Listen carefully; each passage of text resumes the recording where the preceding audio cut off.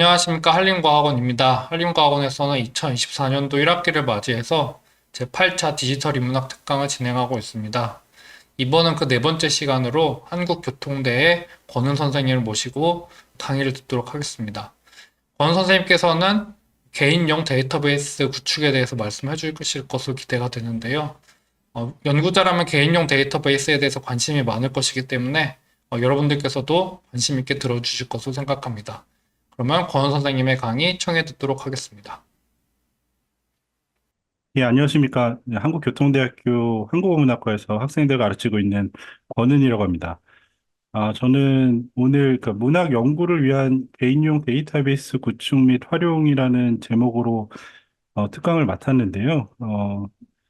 개인용 데이터베이스라고 하면 좀 낯서실 수도 있을 것 같습니다. 보통 우리가 이제 데이터베이스라고 하면 서버를 기반으로 해서 어, 그러니까 여러 사람들이 같이 구축을 하고 그것을 이제 다 같이 공유하면서 활용하는 그런 모습을 보통 생각할 텐데, 어, 뭐 그럴 수도 있지만, 개인 연구자들이 자신만의 어떤 연구 영역을 좀 더, 어, 심화시키고, 그걸 더 발전시키기 위해서 개인용 차원의 어떤 데이터베이스를 우리가 활용하는 방안은 어떤 것이 가능할까?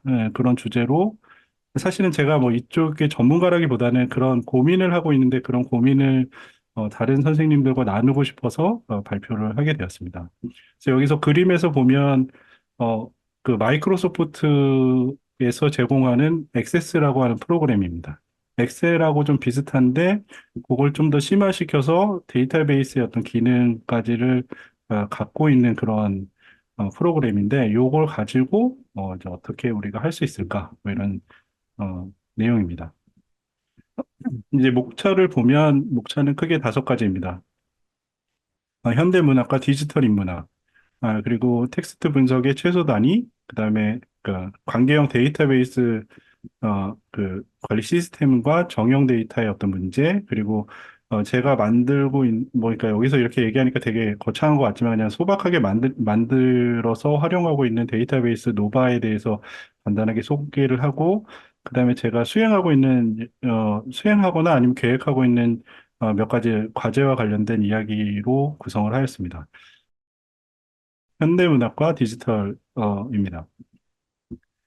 보통 저희가 얘기할 때 디지털 인문학의 시작은 로베르토 부사 예수의 신부님이 처음으로 이제 IBM과 협업해서 뭐 토마스 아퀴나스와 이제 그 다른 저작들의 중세 그 라틴어 색인을 전자식으로 처음 구축한 것을 그 효시로 이제 보통 보고 있습니다. 저도 이제 그 서강대학교에서 공부를 했는데요. 거기 예수의 신부님들이 주축이 돼서 출발한 학교다 보니까 예수의 신부님들을 많이 뵀는데, 어, 대부분 굉장히 성실하시고 굉장히 비범한 어떤 생각을 하시는 분들이 되게 많았던 어떤 기억이 나는데, 로베르토 부사 신부님도 아마 그런 분들 중에 한 분이셨던 것 같고, 어, 근데 이제 단순히 이제 디지털 인문학을 어떤 효시다 이런 것을 떠나서 그 부사 신부님이 그러면 어떤 생각에서 그런 시도를 하셨을까? 보면 정말 엄청난 작업이었다는 생각이 드는 게 어, 1000만 단어 이상의 색인을 시도하셨고 그냥 저희는 그냥 출발이 그렇다라고 생각하지만 34년의 긴 시간 동안 이 작업을 계속하시면서 결국 완성하신 엄청난 어떤 그냥 일생을 다 이 작업에 그냥 헌신하셨던 그런 분인데요. 부사 선생님께서 그 신부님께서 하셨던 말씀 중에 이런 대목이 있습니다. 독자는 자신이 읽은 단어를 통해 단순히 자신의 마음속에 있는 의미에 집착할 것이 아니라 저자의 마음속에 어떤 의미가 있었는지 알아내려고 노력해야 한다. 이런 얘기인데요. 그러니까, 그러니까 어떤 단어를 통해서 이런 단어를 많이 쓰는 사람의 어떤 패턴을 통해서 저자가 생각하는 것이 무엇일지 우리가 조금 더 다가갈 수 있다. 토마스 아퀴나스나 이런 사람들이 왜 이런 단어를 많이 사용했을까? 이런 생각이 사실은 지금에도 현재 디지털 인문학의 어떤 뭐 여러 가지 시도의 어떤 기본 어떤 전제에서도 그 로베르토 신부님의 어떤 이런 전제랑 거의 맞닿아 있는 것이 아닌가 이런 생각이 듭니다. 그리고 이제 저에게 어떤 커다란 충격으로 다가왔던 것은 제가 생각했을 때, 아, 디지털 인문학이라는 게 정말 엄청난 것일 수 있겠다라는 어떤 충격으로 다가왔던 것은 역시 이제 구글에서 시도했던 라이브러리 프로젝트입니다. 그래서 구글이 4,800개 언어로 출판된 전 세계 1억 3천만 권의 도서 중에서 약 2천만 권의 책을 디지털화했을 때 책은 하나의 코퍼스가 되었다. 이런 얘기를 하는데, 어, 뭐 이 전까지만 해도 사실 그런 얘기도 굉장히 많았습니다. 뭐, 인터넷이 결국, 아무리 뭐 자료가 많다 하더라도 인쇄된 형태의 책의 세계에 범접할 수는 없을 것이다. 뭐 어떤 깊이나 이런 것에서. 근데 이제 그런 어떤 양분화된 시각을 깨면서 그것을 다 디지털화하면서 하나의 코퍼스로서의 가능성을 보여줬고, 거기서 이제 이 어떤 이 코퍼스를 구현할 수 있는 앵그램을 통해서 어떤 새로운 분석 가능성, 이런 것도 보여준 어떤 시도가 아니었을까라는 생각이 듭니다. 이걸 보면서, 아, 우리나라에서도 뭐 이 정도로 거대한 건 아니지만, 문학 연구에서 뭔가를 직접해서 우리가 뭔가 들여다볼 수 있으면 얼마나 좋을까? 저도 그때 그런 생각을 했었는데, 이제 오늘날 이제 좀 더 구체화돼서 많은 선생님들이 이제 그런 시도를 하고 있는 것 같다. 이런 생각이 듭니다. 그래서 결국 이제 문학을 연구하는 사람들이 이런 구글 프로젝트나 아니면 로베르토 부사 그 신부님이 꿈꾸셨던 것, 이런 것들을 생각해 보면 결국에는 이제 보르헤스가 이야기했던 책으로 쌓여 있는 어떤 세계, 바벨의 도서관에서 이야기하는 책의 우주에 대한 이야기가 떠오르게 되는데, 거기서 보면 이제 보르헤스가 이런 얘기합니다. 도서관은 영원히 지속되리라. 불을 밝히고 고독하고 무한하고 부동적이고 고귀한 책들로 무장하고 쓸모없고 부식하지 않고 비밀스러운 모습으로 말이다. 뭐 이런 얘기를 하셨는데요. 이런 것이 가능하지 않을까? 뭐 이런 생각을 하게 됩니다. 그래서 이런 것과 관련돼서 그 테드 언더우드 교수는 그 디스턴트 호라이즌이라는 책에서 이런 얘기를 합니다. 우리가 아무리 지평선을 바라봐도 그 지평선의 어떤 그 곡률이라고 하죠. 휘어져서 이제 곡선을 이루는 그 부분을 우리가 보기에는 정말 평면으로만 밖에 인간의 눈으로는 볼 수 없는데 사실은 그게 곡선으로 이루어졌다라는 거죠. 그래서 지상에 있는 한 쌍의 눈으로 지평선의 곡선을 파악할 수 없는 것처럼 한 사람의 기억에 국한된 주장으로서 문학사를 구성하는 거대한 패턴을 드러낼 수는 없다. 그래서 우리가 어떤 먼 지평선을 어떤 곡선의 형태로 이해하기 위해서는 우리의 눈을 뛰어넘는 어떤 것이 필요한데 디지털 인문학의 어떤 방법론이 그러한 세계를 보는 것을 가능하게 해줄 것이다. 어떻게 보면 디지털 인문학에서 표방하는 그런 세계를 잘 요약하고 있다고 볼 수 있는데, 그러니까 뭐 디스턴트 리딩도 마찬가지겠죠. 그러니까 그 거리를 확보해서 멀리서 읽는 이것의 어떤 새로운 가능성, 이것을 여러 학자들이 이야기하고 있다 이렇게 볼 수 있겠습니다. 그래서 이제 뭐 처음에 이제 그 프랑코 모레티가 디스턴트 리딩을 이야기했을 때는 어 디스턴트 리딩이 기존의 그 미국 신비평에서 주도했던 클로즈 리딩, 뭐 자세히 읽기를 대체할 것이다. 뭐 이제 새로운 시대가 열릴 것이다. 뭐 이런 얘기도 했지만 시간이 점점 지나면서 오늘날에 이르러서는 디스턴트 리딩, 그러니까 멀리서 읽기와 자세히 읽기가 바라보는 것이 접근하는 방식 자체가 다르기 때문에 같은 대상을 보더라도 서로 다른 것에 집중하게 된다. 뭐 이런 얘기를 하면서 요즘에는 이제 재기 모델링이라고 해서 디스턴트 리딩을 한 다음에 거기서 해결되지 않는 걸 다시 클로즈 리딩을 하고 클로즈 리딩을 해서 거기서 생긴 의문점을 다시 디스턴트 리딩을 통해서 다시 확인을 하는 이런 어떤 순환 구조가 훨씬 더 뭐 생산적이고 의미를 찾을 수 있을 것이다. 이런 논의들이 많습니다. 뭐 디스턴트 리딩 쪽에는 이제 매크로 어널리시스나 뭐 데이터 넘버스가 있다면 클로즈 리딩은 이제 마이크로 어널리시스, 인터프리테이션 뭐 이제 이런 것들이 있는데 이런 것들이 이제 순환하는 어떤 구조를 취할 수 있다. 이렇게 보면 좋을 것 같습니다. 뭐 드세르토라고 하는 이제 프랑스의 철학자도 이제 그런 얘기를 했었는데요. 그러니까 뭐 태양의 눈과 그 배회자의 눈 얘기를 하면서 하늘에서 내려다보면 마치 태양처럼 도시 전체를 태양의 눈에서 내려다볼 수 있지만 배회자의 눈이 돼서 그 골목을 구석구석 다니면 또 그 태양의 눈으로 볼 수 없는 새로운 모습을 발견하게 된다 이런 얘기를 했는데 클로즈 리딩이 이제 골목 구석구석을 다니는 것에 해당한다면, 디스턴트 리딩은 태양의 눈처럼 위에서 전체적인 어떤 세계를 조망하는 그런 독법이 된다. 이렇게 볼 수 있겠습니다. 사실은 이제 그래서 저는 이제 현대문학, 특히 현대소설을 전공하고 있는데, 국어국문학에서도 이제 디지털 인문학이 많이 활발하게 연구가 이루어지고 있지만, 제가 속해 있는 현대문학, 현대소설 쪽에서는 상대적으로 여러 가지 어떤 제약 속에서 디지털 인문학이 본격화되기가 어려운 환경 속에 놓여 있습니다. 그래서 그 제 분야에서 어, 디지털 인문학을 본격적으로 한다라고 말할 수 있는 분들은 많지 않은데 여러 가지 그 어떤 상황적인 맥락이 있어서 좀 그렇습니다. 어떤 한계 때문에 그것과 관련돼서 좀 말씀을 드리면 크게 보면 이제 국어국문학은 이제 어학과 이제 국어학이죠. 그다음에 고전문학과 현대문학으로 나눌 수 있습니다. 이 중에서 가장 본격적으로 먼저 도입이 됐고, 그리고 가장 어떻게 보면 공학적인 기술이 가장 성공적으로 인문학 연구에 접목된 것으로 이제 평가받는 것이 코퍼스 링귀스틱, 이제 말뭉치 언어학입니다. 그래서 정말 많은 성과를 냈고, 지금도 어떻게 보면 디지털 인문학의 어떤 주축을 이루고 있는 것이 이제 말뭉치 언어학이고, 여기에서의 어떤 그 여러 가지 방법론, 그리고 여기서 구축한 말뭉치들이, 어, 뭐, 문학 연구에서도 많은 영향을 미치고 있고, 그걸 어떻게 좀 비슷하게 활용할 수 있을까 이런 고민도 하고 있는 것 같습니다. 그래서 국가 주도나 아니면 주요 학술단체 주도로 뭐 여러 가지 중요한 말뭉치들이 많이 나왔고, 뭐 연세 말뭉치, 세종 말뭉치, 그리고 가장 최근에 이제 모두의 말뭉치들이 나왔고, 엄청나게 많은 데이터들을 축적해서 이 연구에 활용하고 있고, 뭐 요즘에 그 인공지능과 관련돼서도 굉장히 중요한 역할을 하고 있다 이렇게 듣고 있는데요. 그래서 언어학에서는 굉장히 잘 연구가 진행되고 있다 이렇게 볼 수 있겠습니다.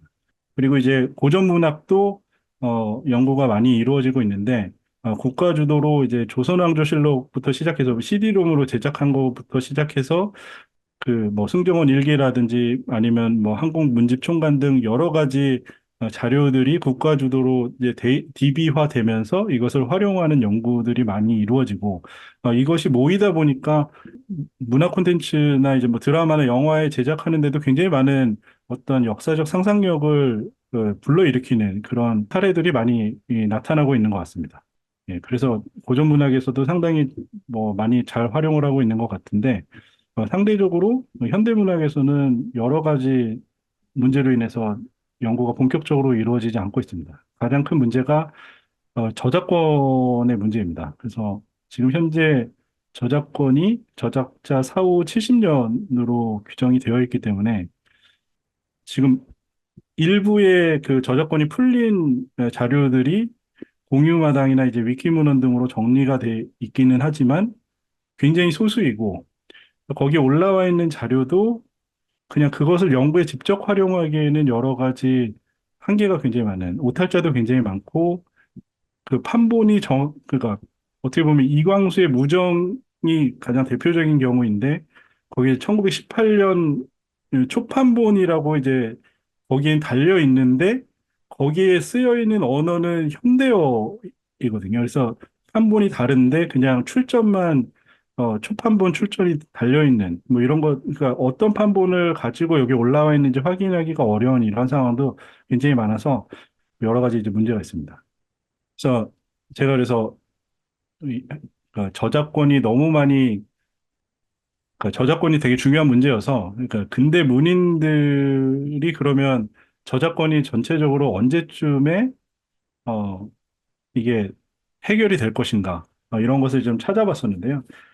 그러니까 144명의 근대 문인들의 생애를 그러니까 뭐 생물 연도를 가지고 계산을 해보니까 평균 사망 시기가 1965년 그러니까 거기서 70년이면 한 2035년에 전체적인 평균적인 저작권이 소멸이 되는 시기입니다. 그러니까 지금으로부터도 아직 한 10년 넘게 기다려야지 평균적으로 이제 그것이 사라지기 시작하고 그리고 이제 그중에서 이제 좀 장수를 하신 선생님들 같은 경우 소서가 장독조 선생님 같은 경우는 2003년에 돌아가셨고 뭐 음악 평론가인 박용구 선생님 같은 경우는 2016년에 돌아가셨기 때문에 저작권이 다 끝나려면 그 21세기 후반에 가서야 이제 저작권이 네, 사라질 가능성이 굉장히 많습니다. 그리고 이제 뭐 한국 전쟁이나 아, 남북한 그 뭐 분단이나 뭐 이런 문제로 인해서 생물 연도를 정확하게 확인할 수 없는 분들 18% 정도 되기 때문에 이런 것들이 전체적으로 다 저작권이 해결되기에는 네, 굉장히 요원한 일이다. 이런 생각이 듭니다. 그래서 사실 오늘 제가 얘기하는 그 개인용 데이터베이스를 구축해야겠다라는 생각을 가지게 된 것도 그러니까 저작권을 위반하지 않으면서, 그러니까 저작권이란 가치는 굉장히 중요한 것이고, 역사적으로 보더라도 네, 프랑스 혁명 이후에 저작권이란 개념이 본격화될 때, 그중에서 굉장히 중요한 역할을 맡았던 것이 소설가들이라는 이야기가 있는데, 그런 소설가들의 어떤 권익적인 차원에서 당연히 저작권은 존중받아야 된다라고 생각이 됩니다. 근데 이제 디지털 연구에 있어서 그런 분들의 저작권을 침해하지 않는 선에서 내 연구를 어떻게 진행할 수 있을까? 디지털 인문학적인 방법을 도입해서 이 고민을 했을 때, 제가 돌파할 수 있는 유일한 돌파구 같은 거는 개인적인 차원에서 남들과 공유하지 않는 선에서 내가 내 연구를 위해서 스캔을 하고 그걸 디지털 자료로 만들어서 나의 연구에 활용하자. 그러니까 저작권법에 따르면 이게 개인적인 어떤 사용을 위해서는 활용이 가능하다. 근데 이게 다른 사람과 공유하는 순간에 저작권이 위반이 되기 때문에 개인용 데이터베이스에 대한 생각 자체를 사실은 이런 현대 문학이 갖고 있는 어떤 저작권의 문제, 이것을 해결하는 거의 유일한 방법이라는 생각에서 시작을 하게 되었습니다. 근데 이게 뭐 저작권이 뭐 저작자 4, 5, 70년이라고 하는 게 우리나라만의 문제는 아니고 뭐 전 세계에서 거의 이제 표준화됐기 때문에 뭐 근대 시기를 연구하는 외국의 연구자들도 상당히 어려움을 겪고 있습니다. 대표적인 게 이제 일본에도 이제 비슷한 경우가 있는데 일본은 굉장히 유명한 아오조라 문고라고 있습니다. 그러니까 일본의 근대는 한국보다 훨씬 앞서 있었고 근대 문학도 훨씬 더 앞서 있었기 때문에 비슷한 그 저작권 동일한 기준에 의해서 저작권 제약을 받고 있지만 그럼에도 그 저작권이 풀린 자료가 이제 10,000권이 넘게 지금 있고 그중에 이제 한 40% 정도가 소설이어서 현대 일본 문학의 일부를 이제 공유할 수 있고 아오조라 문고라고 하는 그 곳에서 그 믿을 만한 신뢰할 만한 데이터셋을 그 정리해서 제공을 하고 있기 때문에 연구에 많이 활용이 되고 있는 그런 상황입니다. 근데 그걸 이제 대표적으로 활용하는 이제 호이트롱 그 시카고 대학교 교수님인데요. 이걸 갖고 연구를 하면서도 이게 문제가 뭐냐면 이걸 그대로 아오조라 문고만을 가지고 연구했을 때는 일찍 타계한 사람의 비율이나 중요성이 훨씬 더 과장되게 드러날 수 있고 아직 여전히 살아있는 분들은 상대적으로 굉장히 언급이 덜 되면서 마치 근대 시기에 중요한 역할을 하지 않은 것처럼 이 왜곡될 수 있는 이 문제를 어떻게 해결할 것인가 이게 굉장히 어떤 도전적인 문제였다 이런 얘기를 하면서 그거를 여러 가지 샘플링 기법을 도입해서 그것을 그런 불가피한 부분을 메꾸려 했다 뭐 이런 말씀하셨는데 우리나라보단 상황이 좋지만 일본 근대문학도 이제 비슷한 그런 문제를 겪고 있다.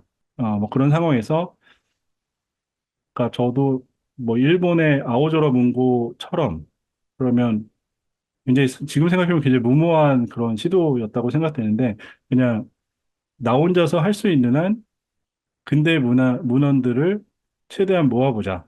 보통 우리가 그 디지털 인문학 연구를 할 때 어떤 연구 문제 의식을 갖고 그것과 관련된 데이터를 모아서 그걸 갖고 이제 그 자신의 문제 의식에 대한 답을 찾는 경우가 굉장히 많은데 어 저는 그렇게 하지 않고 그러니까 언젠가는 어떤 형태로든 우리에게 도움이 될 수 있는 자료는 최대한 모아보자. 그러니까 자료를 먼저 그냥 모으고 거기서 뭔가 문제 의식이 떠오르면 거기에 대한 연구를 하자. 그러니까 약간 데이터 웨어하우스라고 해야 될까요? 그냥 데이터로 나중에 가공 가능할 수 있는 것들은 최대한 모아서 DB에 모아보자 이런 생각을 가지고 출발했습니다. 그래서 아를레트 파르조가 아카이브 취향을 썼는데 이 책을 읽다가 좀, 이게 내가 경험한 거랑 좀 너무 비슷한 느낌인데 이러면서 굉장히 공감했던 대목이 있는데 이런 얘기를 하고 있습니다. 정말이지 아카이브 작업에는 어린아이가 글자를 배우는 것과 비슷한 면이 있다. 하지만 아카이브 작업에는 좀처럼 정의할 수 없는 다른 면, 책을 베끼는데 삶을 바친 베네딕토 수도사들의 학구적 필사와 비슷한 면도 있다. 어떤 숭고함을 기반으로 해서 그냥 그 자료의 어떤 소중함을 생각하면서 그냥 묵묵히 하는 그런 방식인 거죠. 그래서 어쨌든 정보화 시대에 이렇게 자료를 베끼고 있다니 작업이라고 하기도 어려운 작업, 시작하자마자 바보가 되는 것 같은 작업이다. 어쩌면 그러다 정말로 바보가 되는지도 모르겠다. 이런 생각을 하면서도 이 아카이브를 사실 모으기 시작한 사람들은 그 어떤 열정이나 이런 것 때문에 계속 모으게 된다라는 거죠. 그래서 그런 어떤 생각에서 저도 이제 모으기 시작을 했습니다. 이제 두 번째 장에서는 이제 첫 번째 장에서는 제가 이 개인용 데이터베이스에 대한 어떤 생각을 하게 된 어떤 배경에 대해서 말씀을 드렸고, 두 번째는 텍스트 분석에 있어서 뭐 여러 가지 그러니까 그거잖아요. 텍스트를 기본적으로 분석하기 위해서는 텍스트라고 하는 굉장히 거대한 어떤 덩어리를 어떤 형태로든 잘라서 그것을 다시 배치하고 거기서 어떤 의미를 찾으려는 시도를 해야 되는데 그러다 보면 뭐 토크나라고 얘기하는 보통 이제 어떤 단위로 이걸 잘라서 연구를 할 것인가. 근데 이제 가장 대표적인 것이 어학 중심의 어떤 연구에서 출발을 했기 때문에 한국의 그 디지털 인문학이 어학적인 어떤 필요가 많이 반영이 되어 있고 그러다 보니까 이제 말뭉치에서 형태소 단위로 잘라서 거기에 이제 연구를 시작하는 이런 경향이 많은데 그리고 그러니까 문학 연구에 있어서도 근현대 문학을 연구하는 분들도 이러한 방식을 최대한 그대로 따라가는 왜냐하면 가장 어떻게 보면 검증받은 방법이기 때문에 형태소 단위의 형태소 분석기도 많이 돌리고요. 그래서 그런 방식의 시도를 하고 있는데 소설 연구에 있어서 그 연구의 기본이 되는 건 형태소라기보다는 문장이지 않을까?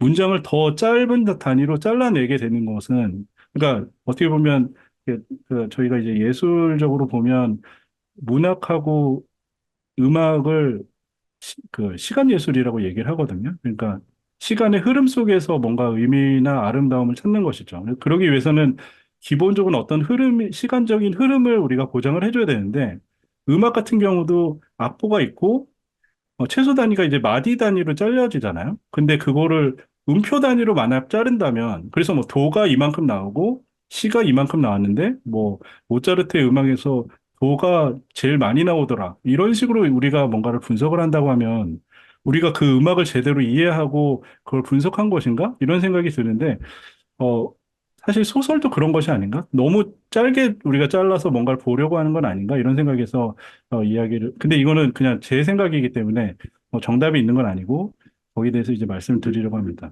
그래서 데이터의 주요 확보 방법도, 뭐, 크롤링으로 이제 긁어온다든지, 아니면 이제 다운로드를 받고, 뭐, 말명치를 다운받거나 아니면 API를 활용해서 데이터를 주로 모으는, 그래서 주로 저희가 직접 데이터를 가공하는 것에 대한 강조는 사실 많이 없고, 왜냐면 어학이나 고전문학은 기본 토대가 마련되어 있기 때문에 그걸 어떻게 받아서 재가공하거나 활용하는 그런 것에 좀 더 초점이 모아져 있는 것 같은데, 현대문학은 이제 그게 거의 없는 상황에서 그럼 우리는 어떻게 해야 될 것인가? 뭐 이런 문제가 있다라고 볼 수 있겠습니다. 그래서 뭐 텍스트 데이터의 분석에 있어서 뭐 자연어처 NLP가 제일 뭐 유명하고 그 다음에 좀 형태소를 분석한다든지 아니면 뭐 워드 임베딩에서 이제 워드 투백 같이 그러니까 기본적으로 단어나 형태소 단위로 잘라서 분석하는 것이 어학에서 굉장히 중요한 어떤 방법론으로 어, 적용되어 있다. 뭐 알려져 있다. 이런 것이죠. 그래서 형태소 분석도 하고 구문 분석도 하고 뭐 의미 분석도 하고 활용 분석도 하고 이게 어떻게 표준화된 어떤 단계로 약간 고정되어 있는 것 같고 그래서 지금 디지털 인문학을 배우는 많은 분들이 그러니까 왜 하는지는 잘 모르는데 파이썬을 통해서 형태소 분석을 하는 것부터 그냥 무조건 그렇게 해야 된다 이렇게 좀 배우고 있는 것은 아닌가 뭐 이런 생각이 좀 들어서 우리가 어떻게 보면 텍스트에 접근하는 방법도 좀 다양하게 생각해 볼 필요도 있다 이런 생각이 듭니다. 그래서 뭐 한자어를 변환한다든지 불용어 처리를 한다든지 뭐 이런 작업도 이제 들어가 있는데요. 어, 예, 그렇습니다.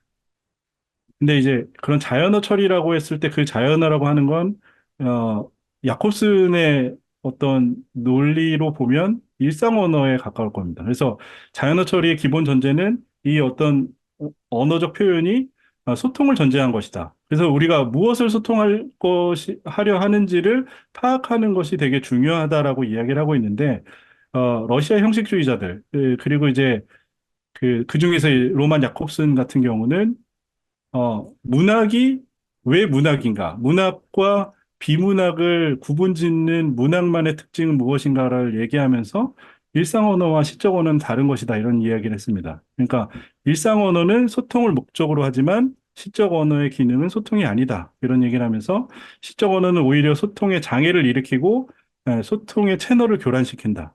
시적 언어는 이렇게 일상 언어의 규범을 파괴하고 소통을 지연시킨다. 그러니까 소통 자체가 어렵다라는 것이죠. 그래서 야콥슨의 말대로 시적 언어는 일상 언어에 가해지는 조직화된 폭력이다. 시적 언어는 일상 언어라는 규범으로부터의 일탈이며 이 일탈을 통해 사물에 대한 지각을 새롭게 한다. 이런 얘기를 했습니다. 그러니까 뭐 시클로프스키의 낯설게 하기 같은 경우도 이제 러시아 형식주의자들이 얘기하는 굉장히 낯설게 뭔가를 바라보게 함으로써 새로운 인식을 가능하게 하도록 하는 것이 문학의 언어라고 했을 때 그런 언어가 NLP 같은 걸로 파악하는 것이 가능할까? 우리가 그렇게 접근하는 게 정말 맞을까에 대한 고민을 사실은, 그러니까, 어학에는 충분히 의미가 있을 수 있겠지만, 문학 연구에 있어서, 문학 텍스트는 사실은 가장 정교화되고, 여러 가지 비유나 이런 것들이 응축되어 있는 형태의 굉장히 복잡한 예술품이기 때문에 그것을 그냥 NLP의 차원에서 읽는 것은, 좀 충분하지 않을 수도 있다. 뭐 이런 생각이 듭니다. 그러니까 아까도 제가 그 소설은 기본적으로 문장 단위의 예술이다 이렇게 말씀을 드렸는데요. 그러니까 우리가 보통 누가 글을 굉장히 잘 쓴다 그러면 그 사람이 굉장히 뛰어난 문장가다. 그 사람의 문장은 정말 아름답다. 이런 얘기를 하고 어 식민지 시기 때 가장 유명한 잡지 중에 하나가 문장이었죠. 그러니까 문장이 정말 중요한 겁니다. 근데 우리가 그 사람 정말 뛰어나게 형태소를 잘 쓰는데 뭐 형태소의 대가인데 뭐 이렇게 얘기를 안 하는 것이죠. 왜냐면 문장에서부터 어떻게 보면 작가의 자의식이나 시그니처라고 해야 될까요? 그 사람만의 특징이 드러나는 것이고, 이 전 단계로 가다 보면, 그냥 어떻게 보면 인류 공통의, 그러니까 언어 공동체가 사용하는 그런 공통의 어떤 특징을 추출하게 되는 것이죠. 근데, 어학 같은 경우는 사실은, 언어 공통체에서 쓰이는 어떤 그런 언어 표현에서 보편적인 규칙을 우리가 찾아내려고 하는 것이 어학에서 추구하는 것이고, 문학은 거꾸로 이 개별 작가가 어떻게 독특하게 자신의 어떤 개성이나 문제의식이나 사유를 드러내는 것인가를 보는 것이기 때문에 이 문장을 더 잘게 쪼개는 것은 어떻게 보면 잘못된 방향으로 갈 수도 있다. 저는 그렇게 생각합니다. 굉장히 유명한 문장인데요. 어느 날 아침 뒤숭숭한 꿈에서 깨어난 그레고리 잠자는 자신이 침대에서 흉측한 모습의 한 마리 갑충으로 변한 것을 알아차렸다. 그러니까 카프카 예술의 대부분은 자신이 알 수 없는 굉장히 미지의 어떤 폭력 같은 것이 자신이 주어졌을 때, 그럼 나는 무엇을 해야 되는가? 뭐 여기에 대해서 출발을 보통 하잖아요. 그것을 이제 표현하는 첫 문장이라고 할 수 있는데, 이것을 만약에 형태적인 차원에서 다 잘라버리면 카프카가 이야기하는 그런 어떤 의미가 어떻게 보면 사라질 수도 있다. 예, 그렇다는 생각이 듭니다.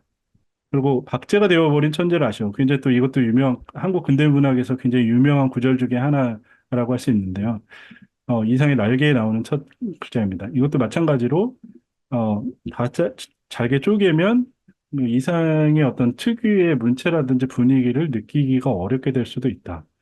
네, 근데 그러니까 그런 거죠. 그러니까 우리가 요즘 동영상 쇼츠가 갖고 있는 해악성에 대한 이야기를 많이 하잖아요. 아주 자극적인 것을 너무 잘게 잘라서 그것만을 계속 받아들이다 보면 주변의 맥락을 다 잊어버리면서 문해력이 오히려 떨어질 수도 있다. 뭐 이런 얘기를 하는데 비슷하게 너무 문학 작품을 이렇게 너무 잘게 쪼개다 보면 우리가 이 문학 작품에서 읽어내야 하는 것들을 많이 놓칠 수도 있다. 이런 생각이 듭니다. 그리고 또 말씀드리고 싶은 건, 그러니까 소설은 기본적으로 명사의 세계다라는 거죠. 그러니까 이완 아트가 소설의 발생에서 사실은 소설은 고유명사의 세계다. 이런 얘기를 했습니다. 고유명사란 사회생활에서도 정확히 똑같은 기능을 수행한다. 그것은 각각 개인이나 인간의 특정한 정체성을 부르는 표현법이다. 그러나 문학에서는 이와 같은 고유명사의 기능이 소설에 와서야 처음으로 제대로 확립되었다. 이런 얘기를 합니다. 그러니까 소설의 세계는 근대적인 주체가 자신의 정체성을 확인해가는 그런 과정을 담고 있는데 그러한 정체성, 고유한 개인의 정체성이 가장 잘 드러나는 것이 자신의 어떤 이름과 같은 고유명사죠. 그래서 근대 소설의 대부분의 많은 작품들이 주인공의 이름을 따르고 있습니다. 셜록 홈즈라든지 돈키호테라든지 로빈슨 크루소라든지 안나 까레리나든지 뭐 엠마라든지 우리나라의 뭐 홍길동이라든지 뭐 이런 것들이 다 사실은 고유명사의 세계를 다루고 있는 주인공의 세계를 다루고 있고 고유명사가 아니라고 하더라도 소설에서 정말 중요한 단위는 명사 정도라고 할 수 있겠습니다.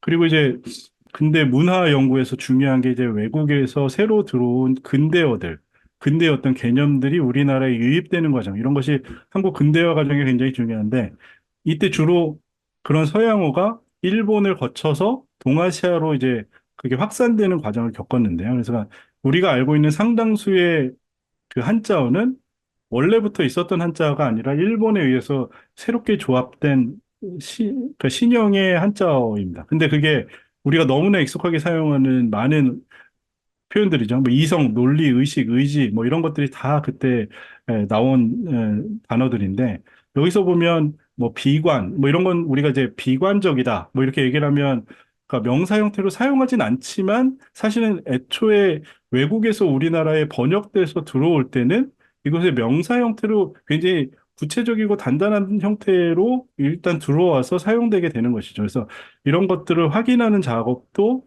뭐 이제 한림과학원에서 많이 주도해서 하시는 그런 개념사 연구에서도 중요한 부분을 차지하는 게 사실은 명사일 텐데, 그러니까 형태소라고 하더라도 다 필요한 것이 아니라 소설의 세계에서 굉장히 중요하게 다루어지는 건 고유명사와 일반명사 등 이제 명사 부분이기 때문에 그것을 위해서 형태소를 다 우리가 알아야 되는 것은 아니다. 뭐 이런 얘기를 드리고 싶습니다. 그래서 외국의 사례를 보면 물론 소설 연구에서 그러니까 물론 외국은 이제 교차고가 아니기 때문에 형태소 분석을 하는 경우는 이제 뭐 일본하고 우리나라 정도인 것 같은데 뭐 그래도 단어 단위의 연구도 상당히 많이 이루어지지만 문장 단위의 연구도 상당히 많이 있습니다. 단어는 그 단어가 포함된 구문과 관련해서만 의미가 있다고 주장할 수 있다. 일반적으로 문장은 그 자체로 폐쇄된 체계로서 의미를 갖는 최소한의 구문 구조다. 그래서 제가 얘기한 것처럼 이 단위로 그 자체로 최소한의 어떤 구문 구조를 갖고 있는 것이 문장이다.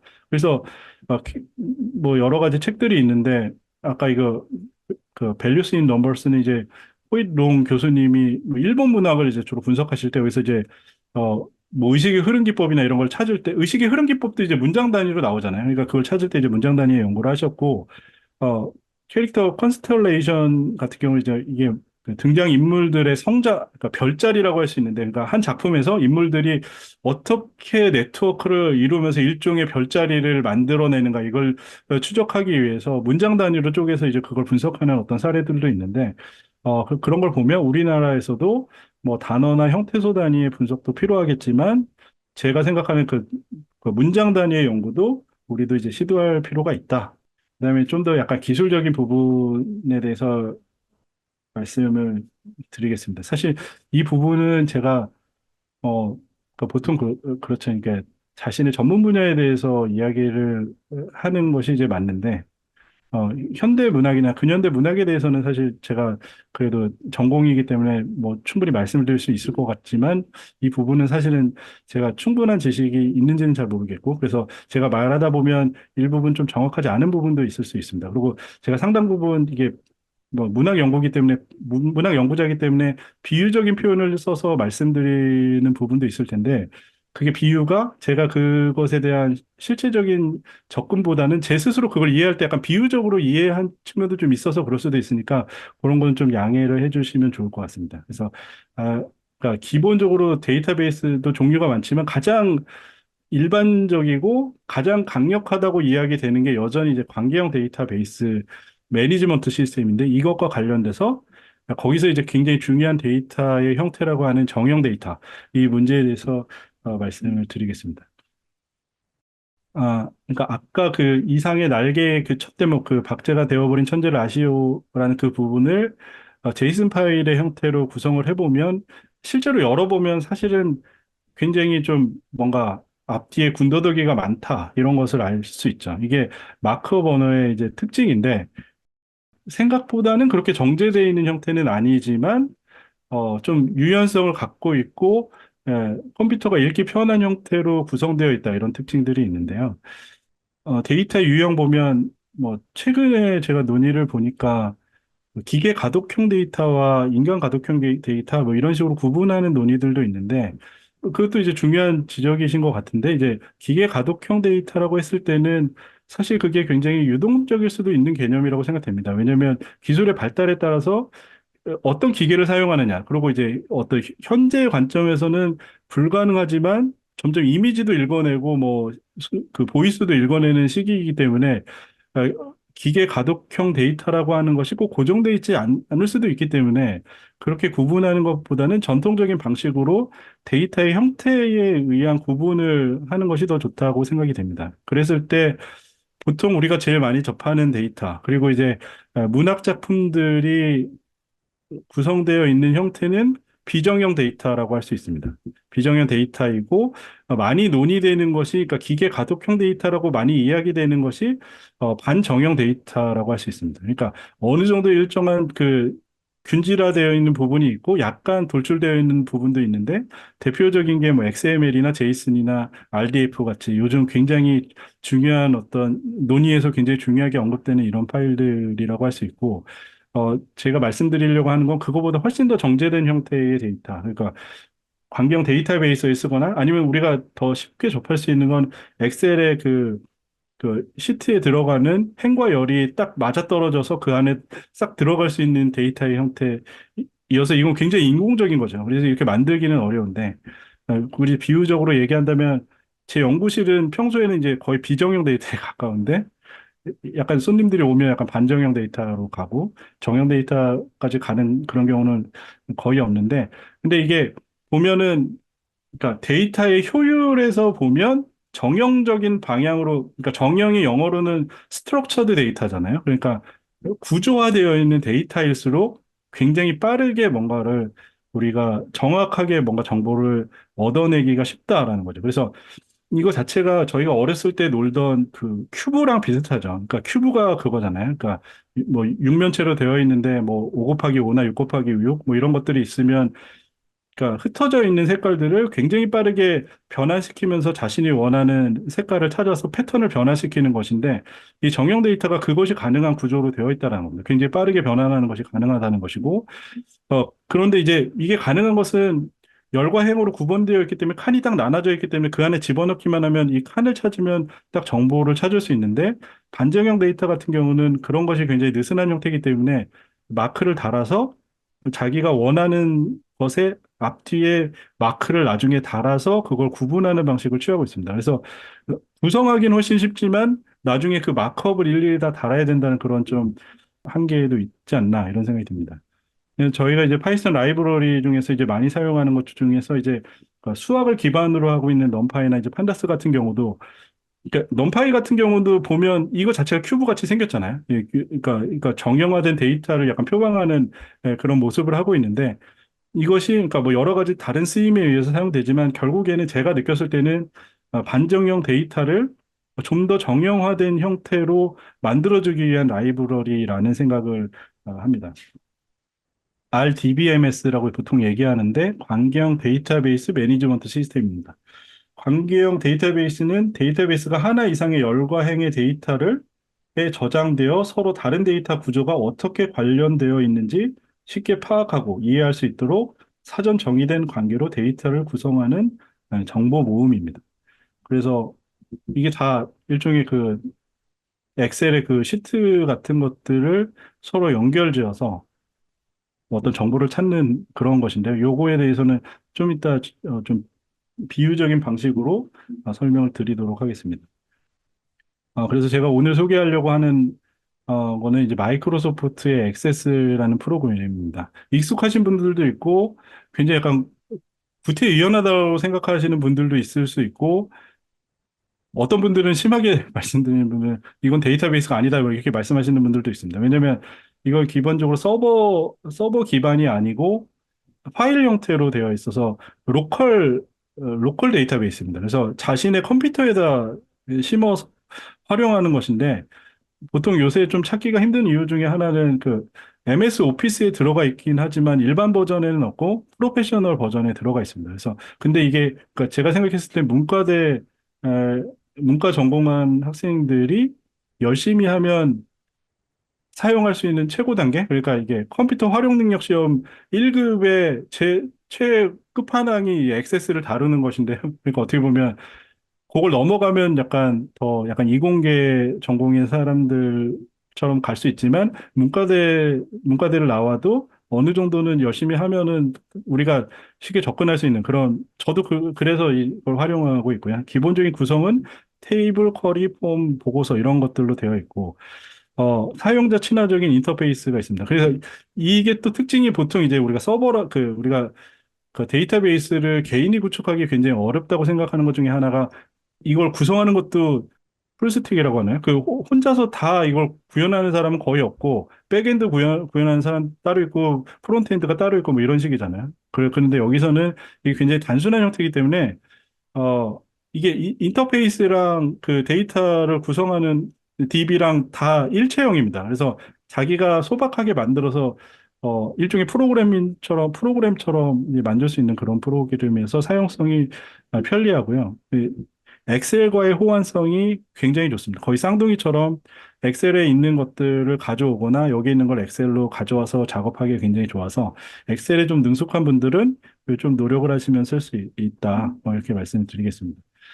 그래서 엑셀의 주요 언어라고 하면 아까 우리 정형 데이터가 스트럭처드 데이터라고 얘기했었잖아요. 근데 거기서 SQL이라고 하는 이게 그 관계형 데이터베이스를 구현하기 위해서 필요한 언어가 SQL입니다. 스트럭처드 쿼리 랭귀지인데 사실 이걸 잘 몰라도 됩니다. 그러니까 왜냐하면 이게 훨씬 쉬운 형태로 그 안에서 드래그 앤 드랍 방식으로 SQL을 최소한해서 그 데이터를 찾을 수 있도록 도와주는 기능이 있어서 최소한으로 사용할 수 있고 제가 생각했을 때 이 액세스를 활용하면 좋은 게 이걸 쓰다 보면 SQL을 알게 됩니다. 그러니까 이게 SQL을 알아서 이걸 들어간다기보다는 이걸 돌리다 보면 저절로 이게 SQL이구나 알게 되는 것들이 있고 네, VBA라고 해서 요즘 굉장히 핫한 엑셀의 주요 언어로 이제 알려져 있잖아요. 비주얼 베이직 포 어플리케이션이라서 그 업무 자동화에서 이제 많이 사용되는 그런 언어로 알려져 있는데 많은 사람들이 잘 모르고 있지만 VBA가 처음으로 이 언어가 개발된 거는 엑세스입니다. 그래서 엑세스를 활용하기 위해서 개발된 언어가 엑셀의 활용도가 점점 좋아지면서 엑셀로 넘어온 것이고 지금은 뭐 워드에서도 사용되고 그러니까 그 마이크로소프트 오피스 프로그램에 전반적으로 다 활용될 수 있는 언어이기 때문에 요거를 조금 알아야 되고 그다음에 좀 매크로는 좀 알아두고 잘 몰라도 되는데 뭐 요런 것들로 이제 구성되어 있는 것입니다. 간단히 설명을 드리면 이게 테이블은 아까 얘기한 것처럼 그냥 엑셀 시트랑 거의 같다고 보면 될 것 같고 행거열의 형태로 이루어진 데이터의 집합입니다. 이제 쿼리 자체가 이제 질문이잖아요. 그러니까 질문을 던지는 거죠. 그러니까 데이터를 우선 만들어 놓고 거기서 이제 가장 중요한 게 이제 뭐 크로드라고 얘기도 하는데 뭐 생성과 읽기와 갱신과 삭제 이것이 가능한가? 이것을 가능하게 하는 게 쿼리이고 테이블과 테이블을 연결하거나 뭐 이런 것들도 다 가능한 것이 이제 쿼리입니다. 그러니까 우리가 뭔가 데이터를 구현해 놓고 거기서 뭔가 이걸 갖고 뭐를 하고 싶을까라고 문제의식을 가졌을 때 필요한 것이 이제 쿼리를 짜는 것이죠. 그래서 이 쿼리를 잘 짜놓고 그걸 통해서 어떤 해답을 찾을 수 있습니다. 그리고 이제 그것을 보는데 이제 물론 그냥 쿼리를 돌려서 데이터 형태로 직접 볼 수도 있지만 엑세스의 제가 봤을 때 좋은 장점 중에 하나는 우리가 마치 인터넷 화면을 보는 것처럼 그걸 굉장히 정제되고 좀 깔끔한 형태로 인터페이스화해서 데이터를 보고 컨트롤할 수 있는 기능이 있습니다. 근데 이게 그렇게 어렵지 않다라고 얘기하긴 그렇지만 뭐 그렇게 어렵지 않은 상태에서 만들 수 있는 그런 프로그램입니다. 제가 이걸 한국 물류와 관계형 데이터베이스라고 해서 이제 설명을 드리려고 하는데, 그러니까 제가 사실은 이거를 그냥 디지털 인문학을 연구하기 위해서 액세스를 배운 것은 아니고요. 사실은 그 공부를 시작하기 전에 회사 생활을 한 3년 정도 했는데, 엑설런스 인 플라이트 코리안에서 대한항공에서 한 3년간 일을 했는데 많은 사람들이 대한항공 같은 항공사는 비행기 회사라고 생각을 하는데 기본적으로 그 항공사는 IT 기업에 가깝습니다.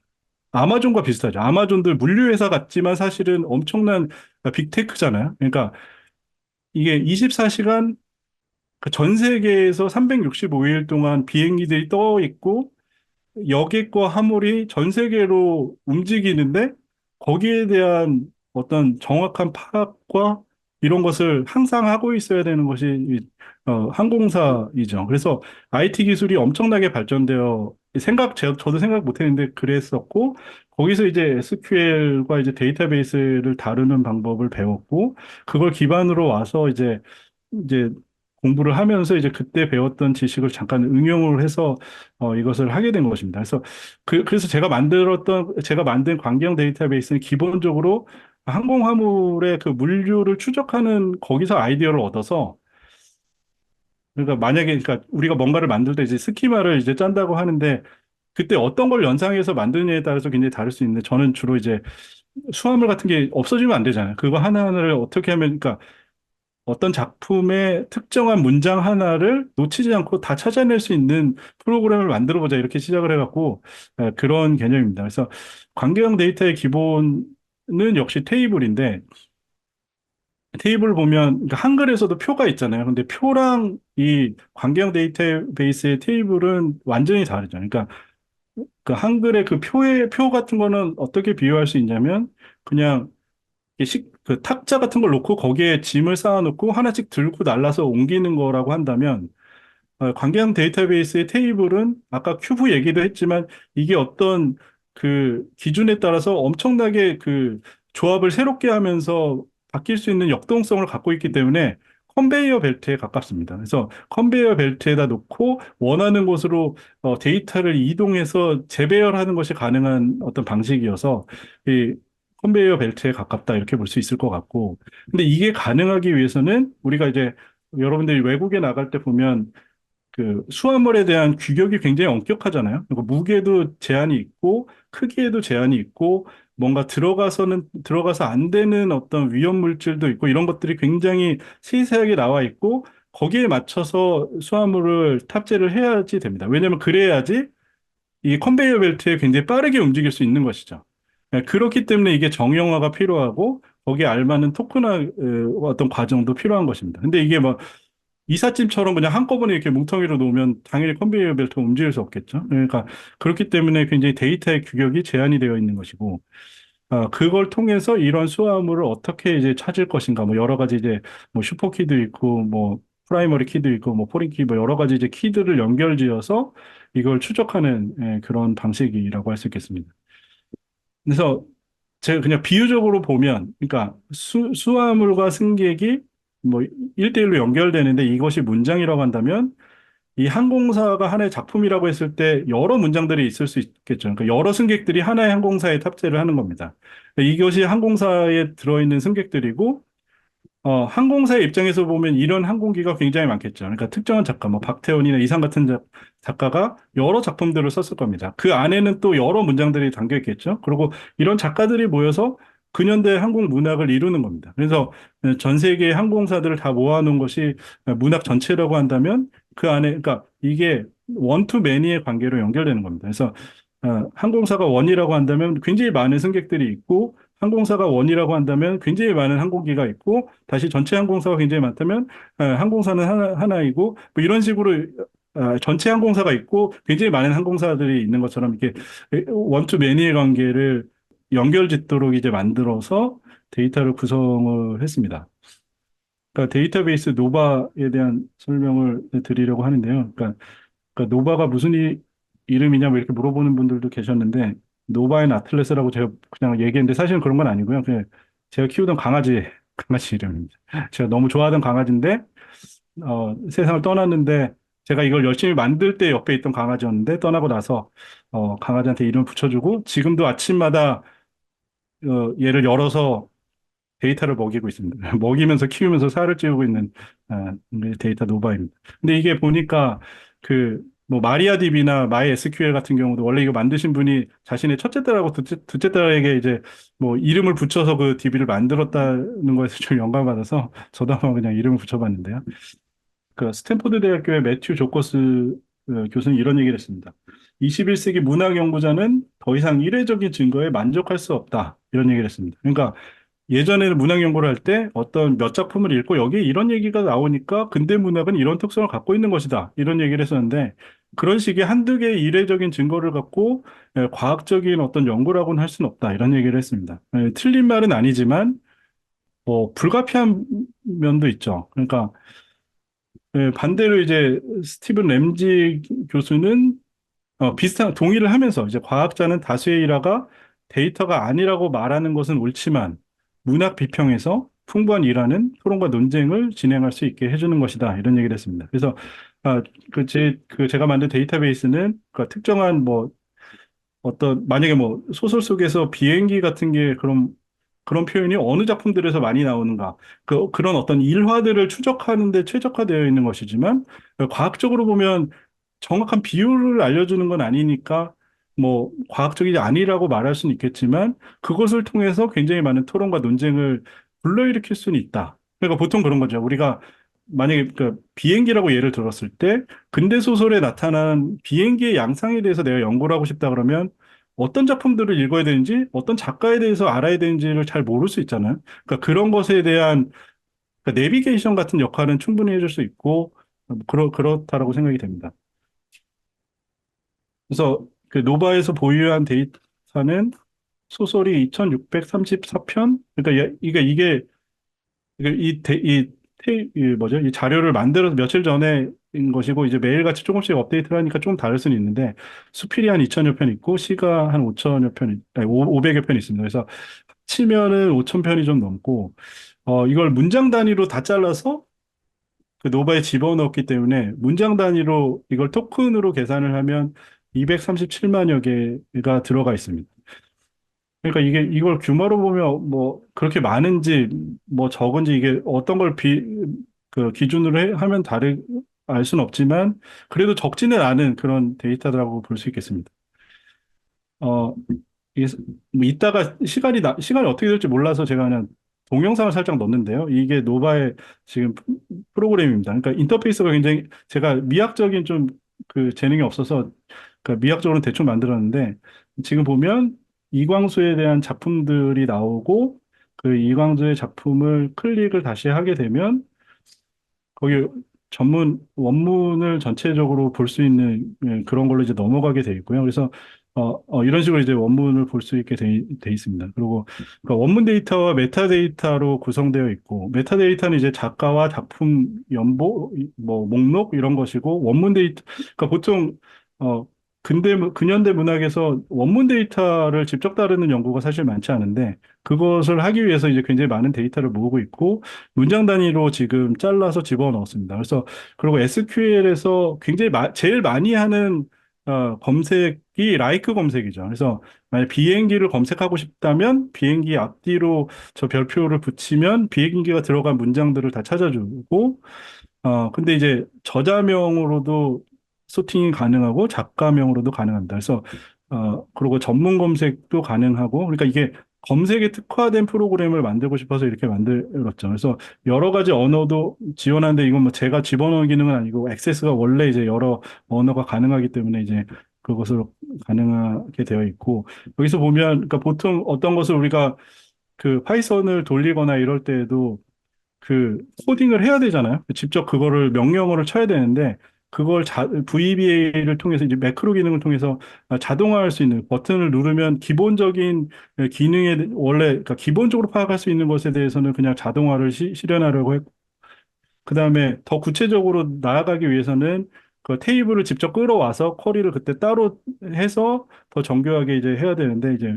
그런 것이 이제 가능한 프로그램입니다. 그래서 뭐 이거는 이제 문학 텍스트의 정형화인데요. 그러니까 텍스트 단위로 그 텍스트를 그러니까 포스트그레 SQL 보면 코끼리 그림이 있잖아요. 그래서 전 그걸 보면서 아 이게 되게 그림을 코끼리를 잘 썼다 이런 생각이 드는데 관계형 데이터베이스가 어떻게 보면 코끼리를 어떻게 냉장고에 집어넣을까 뭐 이런 문제라고 할 수 있는데 뭐 그것 때문에 그 코끼리는 아니겠지만 잘라야 되는데 저는 기본적으로 문장 단위가 맞다고 생각해서 이제 그렇게 집어넣었는데 그러니까 어떻게 보면 토큰화 시키면서 이제 정형화를 하는 거죠. 그래서 그러니까 이게 제가 얘기한 것처럼 수화물을 끝까지 추적하는 것이기 때문에 문장 단위로 그 프라이머리 키를 줬습니다. 그러니까 문장 단위의 고유 이름이 있는 거예요. 그러니까 저 번호를 알고 있으면 수화물을 찾을 수 있는 것처럼 저 문장 단위로 프라이머리 키를 줬고 저 문장이 또 일련으로 저 번호가 연결되어 있기 때문에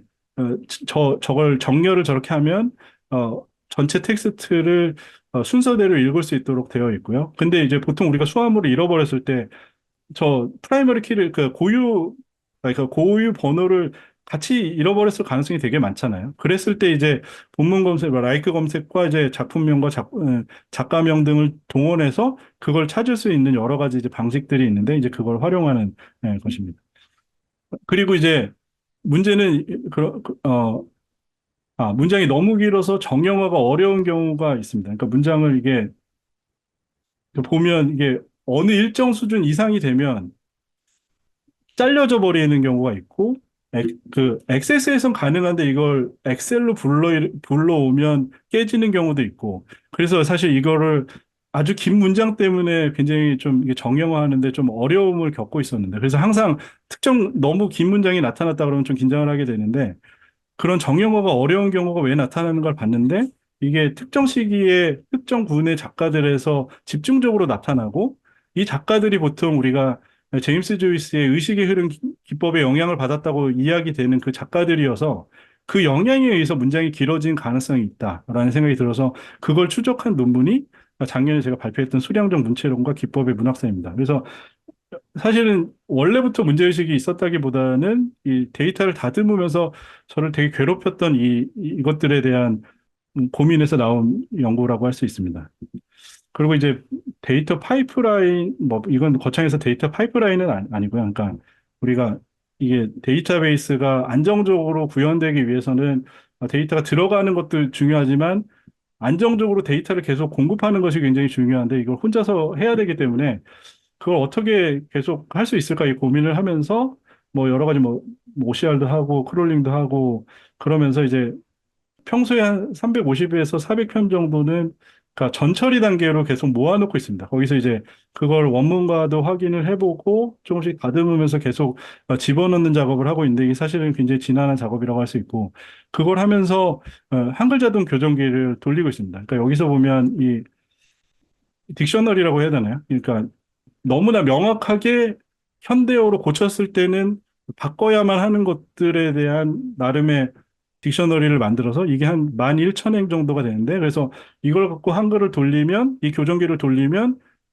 11,000행 이상을 반복합니다. 그러니까 자동으로 반복을 하면서 그걸 고쳐주는 프로그램이고 근데 이제 여기서 나오는 문제는 그렇기 때문에 시계열 분석을 시도하는 어학 연구자들에게는 굉장히 치명적일 수가 있죠. 그러니까 그런 걸 다 그냥 균질화시키고 통일시키는 기능을 합니다. 그러니까 이게 검색을 더 용이하게 하기 위해서 어떻게 보면 시간의 흔적 같은 걸 지우는 작업을 하고 있어서 그러니까 이거는 사람마다 그 연구자들마다 좀 그 이해관계 다를 수도 있는데 그러니까 저는 제 연구를 위해서는 이렇게 작업을 하고 있습니다. 그래서 이제 마지막 장인데요. 그러니까 디지털 인문학을 지금 수행하고 있는 과제들에 대해서 말씀을 간단하게 드리면 어, 지금 뭐 지도하는 작업, 그러니까 거기서 이제 노바를 통해서 지도의 주요 지명들을 추출해서 그걸 갖고 뭐 지도나 경로나 버블라인 같은 것을 지금 시도하고 있는데, 지도를 간단하게 무슨 지도 얘기를 해보면 경성의 지도를 만들어서, 동정명의 지명을 다 추출해서, 그러니까 경성을 배경으로 한 근대 시기에 근데 한 3분의 1 정도는 일본 사람들이 살아서 일본 사람들이 일본어로 남긴 작품들도 상당히 많아요. 근데 그 작품들을 최대한 모아서 그것도 노바에 집어넣었습니다. 물론 그러니까 테이블을 다르게 해서 집어넣었지만 거기서 이제 뽑은 자료들과 그러니까, 그러니까 일본 사람들이 주로 그린 구역이 어디고 조선 사람들이 그린 구역이 또 어디인가를 알아보기 위해서 지도화 작업을 했고 그다음에 두 번째는 이제 경로에 대한 건데요. 경로는 그러니까 이걸 좀 더 어떻게 보면 그러니까 인물들의 어떤 동선을 파악하는 것인데 아직 지도 같은 경우는 지명을 추출해서 자동으로 이게 뿌리기 때문에 약간 자동화해서 파악하는 것이 가능한데, 아직은 제가 기술이 부족해서 그렇겠지만, 인물들의 동선 같은 경우는 일일이 어디를 갔는지를 텍스트를 보면서 확인을 해서 어, 배열을 해야 되기 때문에 좀 어려운 면이 있습니다. 어, 지금은 그냥 몇 가지 정도 샘플을 넣고, 어디를 이동하고 있고, 그러니까 근대소설에서 인물들이 어디에서 어디까지 가고, 어디까지 가고 싶었고, 어디를 주로 가고 싶었고, 가기 위해서는 어떤 노력을 해야 됐는가, 뭐 이런 것들을 파악하기 위한 것이고, 버블라인 같은 경우는, 그러니까 보통 지도 같은 경우가 되게 이차원적이고 평면적이잖아요. 그러니까 인물들이 어디가 주로 이제 분포되어 있는지는 알지만, 서사에서 그 특정한 장소가 어느 순간에 등장하고 중요한 의미를 갖는가. 그래서 어떻게 보면 장소의 시간성, 그래서 시공간성을 동시에 파악할 수 있는 방법이 있을까 해서 버블라인, 이거는 외국의 이제 그 디지털 연구에서 버블라인을 통해서 이제 그 발자크를 연구한 거기서 이제 착선을 받아서 좀 비슷하게 만들어 봤는데요. 그러니까 시공간성이라고 하는 것을 파악하기 위한 새로운 지표로 제가 뭐 독창적으로 만든 건 아니지만 그거 버블라인을 지금 연구하고 있고요. 그다음에 뭐 이거는 사실 뭐 간단한 지도입니다. 그러니까 뭐 네트워크 맵인데 네트워크가 앞으로 어떤 것이 가능할까 해서 좀 그냥 간단하게 만들어 본 건데 근대 소설에서 나타나는 서양 음악가들의 이름을 다 찾아서 어떤 작가들이 누구에 대해서 이야기했고 뭐 어떤 음악을 주로 좋아했고 그것이 이제 근데 한국의 클래식 음악을 규정할 때 뭐 어떤 정도의 영향을 미쳤는가 뭐 이런 걸 파악하기 위해서 간단하게 이제 네트워크 맵을 이제 활용해 본 그런 경우입니다. 예. 그리고 이건 제가 그러고 지금 이런 노바를 기반으로 해서 사업을 하고 있는데요. 그러니까 일반 공동연구 경성 그 디지털 문학지도 구축 사업을 하고 있습니다. 그래서 어, 이 목표는 대경성부 대간이라고 하는 근대 그 식민지 시기에 가장 정교한 지도를 그 웹상으로 올려서 거기에서 이제 여러 가지 텍스트와 이미지와 사진에서 중요한 정보들을 누적시켜서 딥맵이라고 하는 그러니까 굉장히 누적된 어떤 지도를 만드는 것을 목표로 하고 있는데요. 이게 아직은 초보적인 지금 한 1년 정도 지냈고 이게 3년 과제인데요. 지금 뭐 이건 저 혼자의 능력으로는 안 돼서 이제 공동 연구를 하고 있고 어 저의 기술력으로는 도저히 안 되기 때문에 아예 데이터 사이언스 미국에 있는 데이터 사이언티스트가 붙어서 같이 작업을 하고 있는 그런 상황입니다. 아직 뭐 공개할 수 있는 그런 상황은 아니라고 할 수 있을 것 같고 요거 그냥 소박하게 만들고 있는 건데요. 그러니까 디지털 조선 문예가 총남이라고 하는 어, 그런 간단한 DB인데, 그 서브 DB 같이 만들고 있는데, 보통 우리가 제가 근대 문학을 연구하고 근대 문학 작품을 뭐 이만큼 모았다. 근데 그게 사실 감이 안 오잖아요. 그러니까 내가 말하는 근대 문학에 속해 있는 작가들은 누구이고, 이들이 그냥 텍스트의 차원이 아니라 그냥 데이터가 아니라 실제 살아있는 사람이었다라는 걸 좀 느끼기 위해서 이걸 만들어서 여러 가지 그 기본 정보를 집어넣고 있는데 그걸 보면 노바에 수록된 작가들은 300명이 넘지만 여기서는 지금 한 150명 정도 정리가 됐는데 그러니까 그 텍스트는 있는데 누군지가 거의 알려져 있지 않은 사람들이 굉장히 많아서 그런 사람들에 대한 어떤 역사적인 복원이나 이런 것도 필요할 것 같고, 어떤 부분은 어떤 필명으로서 우리가 알고 있는 사람의 필명을 그렇게 사용한 것일 수도 있는데, 그런 것들은 그럼 어떻게 찾아낼 수 있을까? 그러니까 저자를 이제 예측하거나 뭐 이런 것도 이제 우리가 필요하겠는데, 그리고 여기서 보면, 가끔 이제 여기 경성부 주소가 나오는 경우가 있는데요. 그게 지금은 거의, 그러니까 이것도 지금은 거의 알려져 있지 않은 당시의 어떤 문헌들이 있는데 나오는 건데 이것도 경성부 저희 그 전자지도를 만들 때 문인들의 경성의 위치 이런 것을 어, 알리기 위해서 지금 작업을 하고 있습니다. 그리고 나중에는 지금 우선은 따로 만들고 있지만 노바랑 이제 통합을 나중에는 하려고 지금 우선 따로 만들고 있고요. 이거는 뭐 이미지 데이터베이스입니다. 그냥 라이온도 그냥 별 의미가 없는 걸 그냥 붙인 건데요. 그냥 사파가 생각보다 중요한 의미가 있을 수 있고 점점 이미지에 대한 연구가 많이 이루어지고 이미지에 대한 분석 그걸 읽어낼 수 있는 툴도 많이 생기다 보니까 지금은 이건 소박하지만 지금 차원에서 데이터를 모으는 차원에서 이걸 모으고 있다 보면 뭔가 나중에 쓰임이 있지 않을까. 그러니까 여기서 보면 당시의 풍속이라든지 의복이라든지 당시의 분위기를 그냥 소설만 읽었을 때는 알 수 없는 그런 정보들이 여기에 굉장히 많이 담겨 있을 수 있다는 생각이 들어서 이거는 따로 이제 모으고 있습니다. 그러니까 어떻게 보면 제가 DB를 좀 다루고 있었지만 그 DBMS가 기본적으로 정형화된 데이터여서 이미지 데이터는 반정형 데이터잖아요. 그래서 그걸 다루는 방법이 있을까? 어떻게 다룰 수 있지? 이런 생각을 하면서 혼자만 고민하고 있었는데 방법이 있긴 하더라고요. 그래서 이미지를 어떻게 다룰 수 있을까, 모을 수 있을까 고민해서 간단하게 이것도 뭐 아직 구체화된 데이터는 아니고 그냥 간단하게 지금 만들고 있는 그런 데이터입니다. 겁니다. 그걸 통해서 보면 박태원이 반년간의 작품을 직접 쓰고 직접 그림을 그렸는데 이런 사파가 있습니다. 이런 사파가 있는데 요즘 이미지 검색이 되기 때문에 요 이미지를 이걸 집어넣고 이 소설, 여기 나오는 그 대목의 주요, 거기서 언급되는 내용들을 같이 집어넣어서 멀티 검색을 해봤더니 실제로 거의 똑같은 사진을 찾아줬습니다. 당시의 사진은. 그러니까 이걸 보면 박태원이 그냥 그린 것이 아니라 이게 신주쿠역에 대한 그림인데 이 장면이 신주쿠에 대한 묘사가 굉장히 중요하게 나오거든요. 신주쿠역에 대한. 근데 그냥 그린 것이 아니라 나중에 돌아와서 이런 엽서 사진을 놓고 거의 그대로 그렸을 가능성이 있다라는 것을 알 수 있고 이건 이제 김남천의 사랑예술족간의 서파인데 이것도 이제 이미지 검색을 해보니까 여기에 나온 자동차가 저 모델일 가능성이 있다. 이렇게 또 나와서 이런 것들이 사실 우리가 그 당시에 어떤 역사적인 어떤 흔적들이 많이 잊혀진 상태잖아요. 근데 저게 사실 어떤 당시에 유행했던 어떤 차를 모델로 했다든지 이런 것들도 뭐 나중에는 뭐 중요한 의미가 있을 수도 있고요. 그래서 이런 것들을 좀 확인하는 그런 작업들을 하고 있습니다. 아인슈타인이 그런 얘기를 했습니다. 단순하게 설명할 수 없다면 제대로 이해하지 못한 것이다.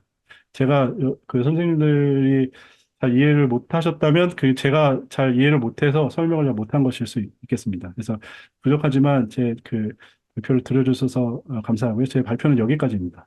예, 감사합니다.